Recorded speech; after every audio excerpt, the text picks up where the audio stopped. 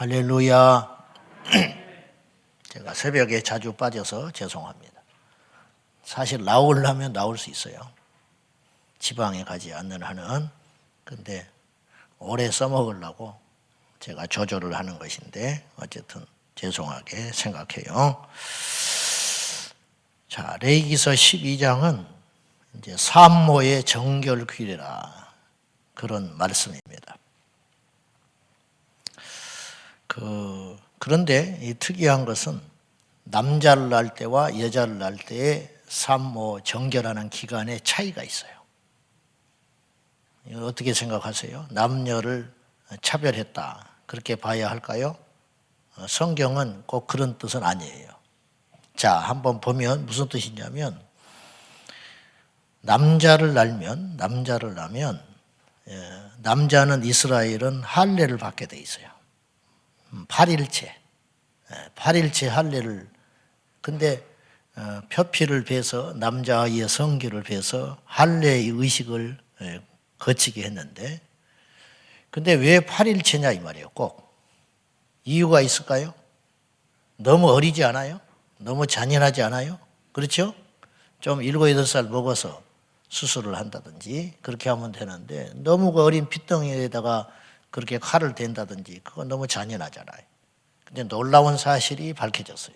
그것도 이제 의학이 발달하면서 사람이 8일째에 가장 피가 응고가 잘 된다는 거예요. 이걸 훗날에 알게 된 거예요. 그러니까 성경은 앞선 책이에요. 우리가 착각하기를 성경의 역사가 너무 오랜 책이기 때문에 적어도 성경이 약 2000년 전에 끝맺음을 한 책이에요. 요한계시록이 가장 늦게 쓰여진 성경의 책 중에 하나인데 이미 AD 100년경에 마무리가 됐으니까. 그러니까 옛날 이야기로 생각을 한다고. 그리고 이 속에서 다루는 스토리가 옛날이라 할지라도 여기서 말하고 있는 원리들조차도 오늘 이 시대와 너무 동떨어진 거 아닌가 이렇게 생각하는데 절대 그런 책이 아니라는 거예요. 하나님은 날마다 새로운 분이기 때문에 그래요. 하나님은 가장 앞선 분이고 시간의 의미가 없을 정도로 창조주 하나님이시기 때문에 성경은 절대로 옛날 책으로 생각하고 받아들이면 안 돼요. 성경은 진리입니다. 진리라는 건 변치 않는다는 뜻이고, 진리라는 말씀은 어느 누구에게도 해당되는 이야기가 진리라는 성격이 있어요. 자, 어쨌든 특이하게 남자아이를 낳으면 7일의 정결기간에 더하여 나중에 33일을 부정한 기간으로 못을 박았어요. 여러분, 구약 성경에서 그리고 그 당시 이스라엘 백성들의 개념 속에서 부정이라고 하는 단어는 굉장히 큰 단어예요. 그러니까 하나님께서 이걸 부정히 여기셨다 그러면 그건 생각도 말아야 할 일이라는 거예요. 무슨 말인지 아시죠? 네. 이 부정이라는 단어는 우리가 지금 느끼기에도 큰 단어인데 하나님께서 부정히 여기신다. 그걸 누가 간이 배 밖으로 튀어나오지 않으면 그 짓을 하겠어요. 그러니까 이 부정이라는 단어는 굉장히 큰 단어라니까요. 아주 영원히 그러니까 부정한 짓을 했다. 그건 그냥 혼나고 그냥 이 땅에서 뭐 심판받고 하는 정도로 끝나는 게 아니라 영영 너와 나와 끊어져 버린다는 굉장히 강한 단어예요. 그러니 이게 보통 이해가 아니죠. 근데 그 단어를 쓰셨어요. 그건 뭐냐? 완전히 금해버리신다. 절대 못하게 해버린다는 거예요. 근데 우리가 지난 11장에서도 잠깐 언급했지만은 하나님께서 하지 말라는 거, 하나님께서 하라는 거, 결국은 명령은 두 가지예요. 권장하는 것과 금하는 것 두 가지인데 그건 하나님의 자신만을 위해서 주신 명령이 절대 아니라는 거예요. 부모가 자식한테 뭘 하지 마라 하라 할 때는 100% 자식을 위한 거예요. 부모를 위해서 그러는 게 아니에요. 절대로. 마찬가지로 하나님께서 우리에게 주신 명령은 철저히 우리를 위해서 그러신 거예요. 아니 아들을 내어주셔서 십자가에 달리기까지 그 희생을 하신 분이 뭐가 아쉬워서 우리를 안 주시며 무엇이 그분이 아까워서 못 주시며 무엇이 그분이 손해가 되고 불편해서 못하게 하시겠어요. 그분께서 철저히 우리를 위해서 하지 말라 하신 거예요. 그러니까 성경에서 하지 말라는 건 하지 마세요. 그리고 성경이 하라는 건 하세요. 죽기 살기로. 그러면 우리의 미래는 보장받는다 그런 뜻이에요. 자, 그래서 남자아이를 낳으면 7일과 그 다음에 그 이후에 33일을 부정한 기간이라 해서 그때는 출타도 못하게 하고 남자도 가까이 하지 못하게 했어요. 그래서 40일을 정결 예식을 갖게 하며 그 기간은 부정한 기간이다. 그래서 곁에 사람이 오지 못하도록 하나님이 딱 막아버렸다는 거예요. 특이한 건 여자를 낳은 다음이에요. 여자를 낳으면 어떻게 해요? 곱하기 2예요. 14일 플러스 66일 해서 80일을 부정한 기간으로 못을 박았어요. 왜 남자 여자의 차이를 뒀을까?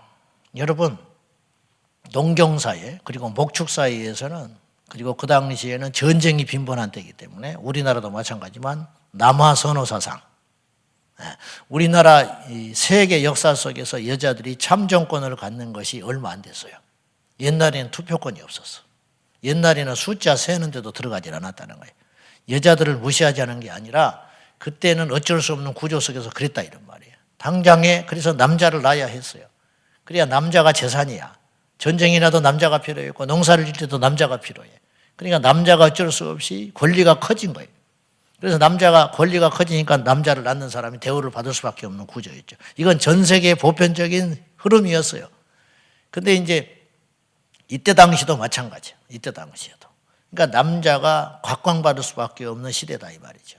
그러니까 남자를 낳으니까 40일만 부정을 하고 여자는 낳았으니까 80일이다. 그것도 차별하셨네. 그렇게 생각할 수 있지만 이건 이제 제 생각이에요. 제가 기도하면서 묵상한 것인데 왜 하나님이 이런 차이를 두셨을까? 이건 주석에도 없는 것인데 제가 생각을 했어요. 자, 그 당시 여자를 우리나라도 마찬가지고 몇십 년 전까지만 해도 그랬어요. 지금은 이제 세상이 바뀌어서 그렇지만은 여자를 낳으면 별로 대우받지 못했어. 그 남자를 낳으면 오랫동안 이제 산후조리도 하게 하고 시어머니가 그랬지만 여자 낳은 게 여자 잘못이야, 누구 잘못이야? 누구 잘못도 아니에요. 하나님이 그렇게 하신 것인데. 근데 여자를 낳았다는 이유만으로 괜히 죄인 아닌 죄인이 돼가지고 아주 잘못된 생각이 들었죠. 이 당시에는 얼마나 그게 심했겠냐는 거예요. 그 당시.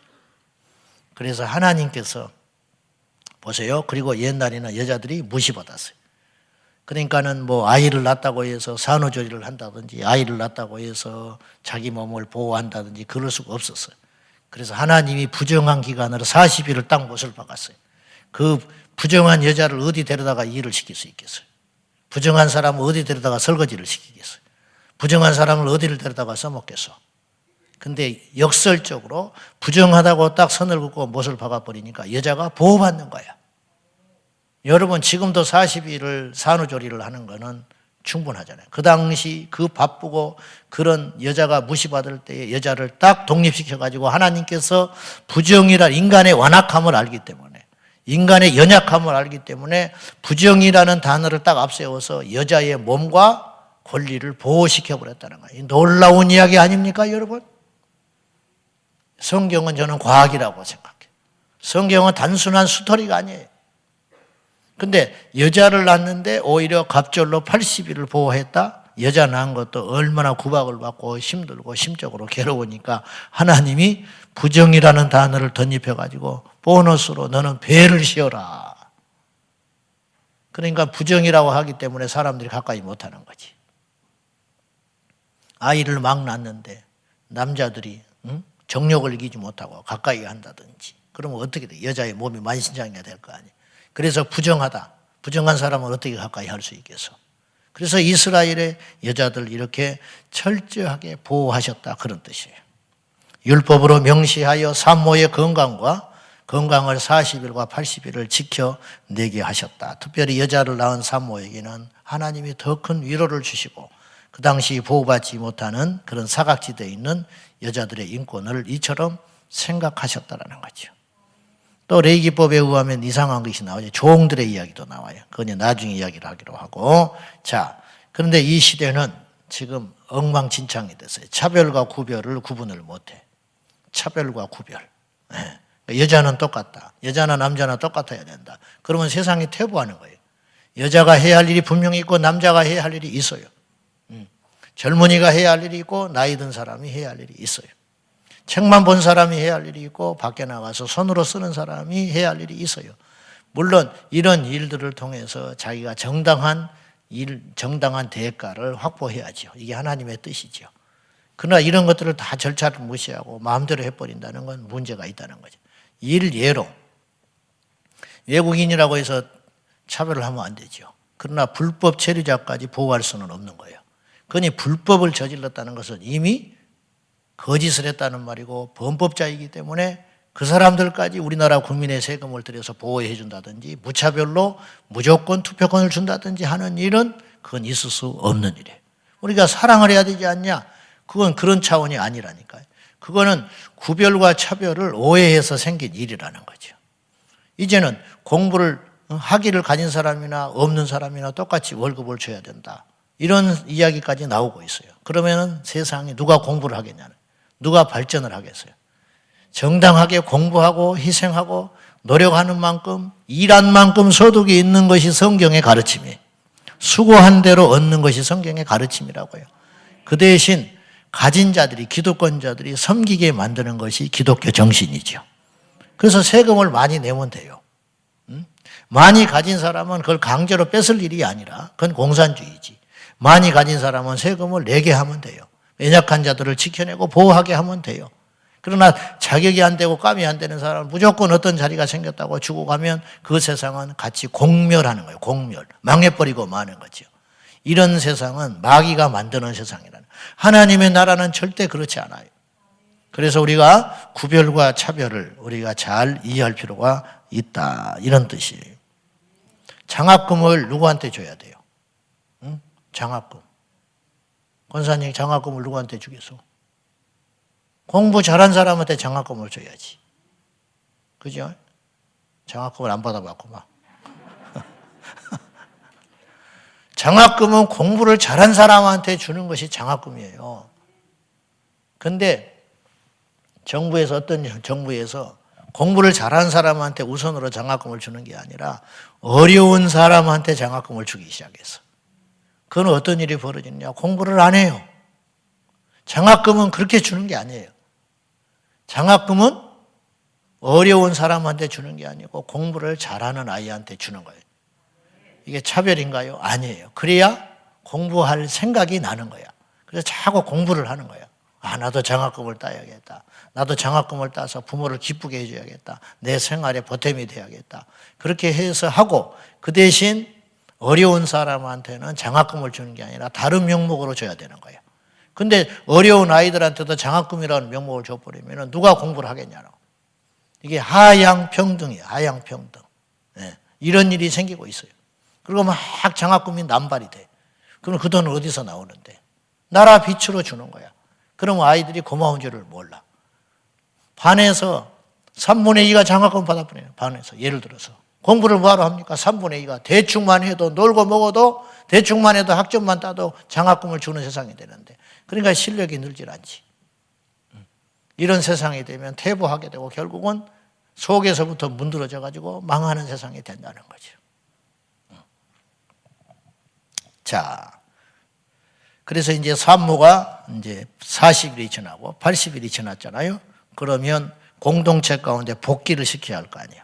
이제 만약 그런 상태로 부정하다고 딱 낙인 찍어가지고 둬버리면 안 되잖아.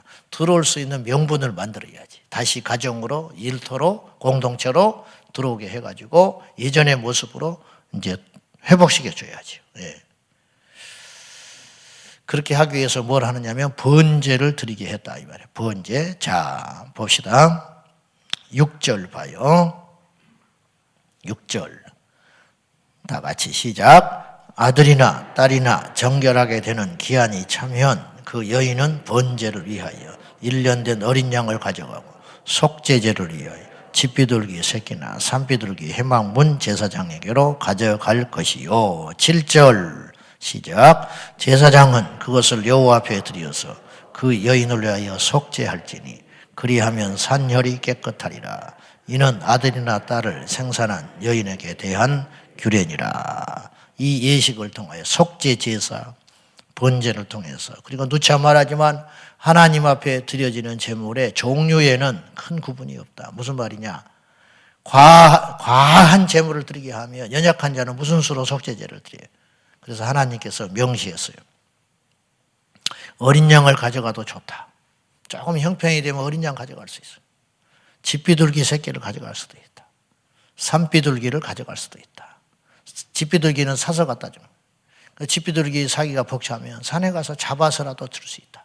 누군가에게 부탁을 해서 가족 사람들한테, 자기들은 못 움직이니까 자식한테, 남편한테, 형제에게 부탁해서 산비둘기를 좀 잡아오라. 그러면 그런 노력을 기울이면 하나님께서 잡게 하신다니까요. 그러면 그걸 구해다가 하나님 앞에 드리는 거지. 이게 마음만 있으면 될 수 있는 문제라는 거예요. 그러니까 하나님께 과해서 못 드린다. 나는 교회가 부담이 돼서 못 간다. 그건 거짓말이에요. 자기 안에서 하면 되는 거예요. 부담을 갖게 하는 것도 문제지만 부담스럽게 여기는 것도 불신앙이에요. 여러분 절대로 그렇게 생각하면 안 돼. 나는 너무 교회 가는 게 부담스럽다. 왜 그렇게 생각하냐. 집비둘기나 산비둘기나 그러면 이게 이제 여기서 믿음의 차이가 나는 거죠. 옆에 사람을 보니까 어린 양을 끌고 갔어. 나는 산비둘기 초라한 거 새끼 하나 들고 가. 그러면 난 부끄럽다. 이게 믿음이 없는 거야. 하나님은 집비둘기든 산비둘기든 어린 양이든지 송아지든지 하나님 받으신다 이 말이에요. 그것도 극복해야 되는 것이에요.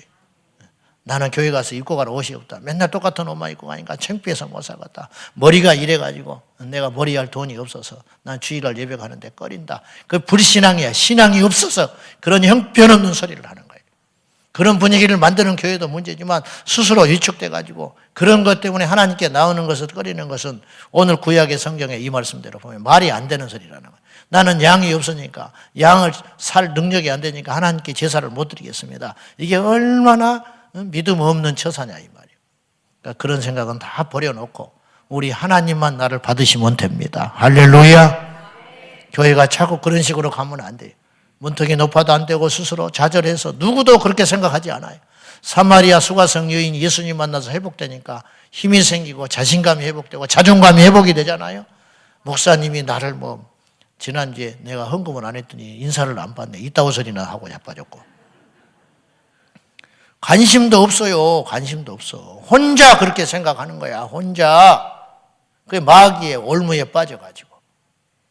왜 그런 하찮은 것 때문에 영원한 생명을 잃어버리려고 하고 믿음을 잃어버리려고 피해의식에 찌들어가지고 예수님 만난 후에 물덩이 던져버리고 동네로 들어가서 내가 메시아를 만났다. 누가 정죄합니까? 그 여인 알고 봤더니 누구도 손가락질 안 해서 혼자 놀래가지고 뜨거운 때 앞에 물 들어가고 숨어 다니고 그랬던 거예요. 예수님 만난 사람은 자유한 거예요. 할렐루야. 자유하세요. 어디든지 가세요. 누구든지 만나세요. 그러나 한 가지 하나님의 영광을 위해서 해라. 하나님의 영광을 위해서 해라. 술 먹는다고 지옥 가냐? 그렇죠. 그러나 덕이 안 되잖아. 덕이 안 돼. 담배 피운다고 하나님이 번개 때려버리겠냐? 아니지. 담배 피우러 운전하면 교통사고 내려버리느냐? 그러지 않죠. 하나님 그런 분 아니죠. 째째한 분 아니죠. 그러나 누가 보면 시험 들지 않냐 이 말이에요. 그러니까 하지 마라. 하지 마라. 그렇게 생각하고 우리가 하나님을 크게 생각하고 넓게 생각하고 우리 주님이 관심 갖고 있는 중심, 우리 중심이 어떠냐 이걸 잘 생각하고 날마다 믿음으로 소소하고 본질적이지 않는 것 그런 걸 극복해 가면서 믿음으로 우뚝 서는 저와 여러분 꼭 될 수 있기를 예수님의 이름으로 축원합니다. 기도하겠습니다. 이 시간에 기도하실 적에 하나님 말씀 속에 나타난 하나님의 뜻을 알게 하여 주십시오. 산모를 아끼고 사랑하기 하나님이 지켜내시기 위하여 이렇게 꼼꼼한 율법을 만드시고 인간의 완악함과 악함을 아시기에 출산한 여인을 그 옛날에 지키시고 보호하시기 위하여 이렇게 하셨다면 공중에 나는 새 한 마리도 보호하시고 아끼시고 입히시는 하나님이라면 어린아이 한 생명도 인종과 혈통과 가문을 초월하여 이렇게 아끼고 사랑하시는 분인데 우리를 얼마나 하나님께서 아끼고 보호하시겠습니까? 근데 우리는 우리 자신들의 자존감이 무너지면 안 됩니다. 우리는 이 세상에 누구도 바꿀 수 없는 예수님께서 십자가에 못 박아 죽여주신 존귀한 존재입니다. 우리 자신들을 귀히 여기고 내 영혼을 귀히 여기고 하나님이 기뻐하는 삶, 죄와 결별하는 삶, 하나님께 나아가는 삶으로 오늘 하루도 힘있게 승리하게 해달라고 다 같이 말씀 붙들고 기도하겠습니다. 살아계신 하나님 아버지, 오늘도 우리가 주 앞에 왔습니다. 사람이 볼 때는 부족하고 연약하고 인격도 연약한 참으로 흠 많은 존재들이지만은 우리 주님께서 우리를 귀히 여기시고 구분하사 이 자리에 불러주시고 하나님 예배하게 하시고 우리의 심령을 드리게 하신 하나님, 영광과 존귀와 찬송을 받아주시옵소서. 간절히 기도하옵나니 우리가 예수님을 만나서 힘이 회복되게 하시고 우리의 삶이 회복되게 하시고 우리의 마음이 회복되는 회복의 인생이 될 수 있도록 축복하여 주시옵소서. 누구도 우리를 정죄하지 않습니다. 누구도 우리를 미워하지 않습니다. 누구도 우리를 내몰지 않습니다. 우리 스스로가 숨을까 두렵습니다. 하나님과 우리 사이에 죄만 없다면 우리가 주 앞에 나가지 못할 이유가 어디가 있겠습니까? 한 여인도 이렇게 귀히 생각하시고 보호하시기 위하여 하나님께서 율법으로 명시하셨는데, 주님 존귀한 인생들, 복된 인생들, 하나님 앞에 소중한 존재임을 이 아침에도 깨달아 알게 하여 주시옵소서. 하나님 아버지, 그 옛날 여인을 출산하고 여자아이를 출산하고 죄인인 양 숨어서 어찌할 줄 모르는 경멸과 조롱의 눈초리를 받아야 하는 한 여인을 하나님께서 위로하시고자 80일의 특별한 휴가를 내시고 부정이라는 단어를 앞세워서 모든 세력으로부터 지켜주신 하나님 아버지, 이것이 하나님의 사랑인 줄 압니다. 주여, 그 사랑이 오늘 우리를 여기까지 인도해 주셨습니다. 우리는 하나님 앞에 의로운 것이 하나도 없고 다른 사람과 차이도 없는 부족한 죄인 중의 괴수와 같으나 주님의 사랑으로 구원받아 이 자리에 와 있습니다. 이것을 절대 잊지 말게 하시고 오늘 하루도 하나님 영광 위에 살게 하옵소서. 오늘 하루도 주님의 손 붙잡고 어떤 어려움과 시련이 온다 할지라도 당당하게 승리하는 한 날이 될 줄로 믿습니다. 우리 사랑하는 성도들, 주께서 함께 동행하여 주시고 예수의 이름으로 승리하는 복된 날 되게 하여 주시옵소서. 예수님의 이름으로 간절히 축복하며 기도하옵나이다. 아멘. 주여, 주여, 주여. 살아 역사하시는 아버지 하나님, 오늘도 예수님 동행하여 주십시오. 예수님 함께하여 주십시오.